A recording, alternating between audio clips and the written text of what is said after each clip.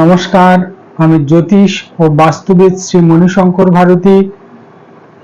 বিভিন্ন জায়গায় বাস্তু ভিজিট করতে গিয়ে দেখতে পাচ্ছি টয়লেটের মধ্যে অনেকে গাছ বা প্ল্যান্ট রেখে দিচ্ছেন।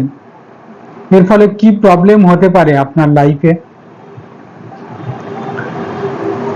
টয়লেট সচরাচর রাহুকে রিপ্রেজেন্ট করে, এটি ডিসপোজাল জোন, এবং গাছ বুধ বা গ্রিন কালার বুধকে রিপ্রেজেন্ট করে। এই রাহু বুধ একসাথে কম্বাস্ট হওয়ার ফলে বুদ্ধির প্রকাশ ঘটতে দেবে না। আপনার সঠিক বুদ্ধি আপনি প্রয়োগ করতে পারবেন না। নিজেদের বুদ্ধির ভুল বোঝাবুঝি হবে, কোনো অপরচুনিটি হাতছাড়া হয়ে যেতে পারে। ছেলে মেয়ের পড়াশোনাতেও প্রবলেম তৈরি হয়। এছাড়া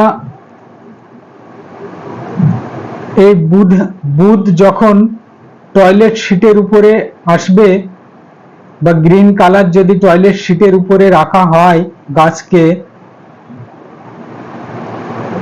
তখন সেই ফ্যামিলির কারো না কারো কনস্টিপেশনের প্রবলেম তৈরি হবে।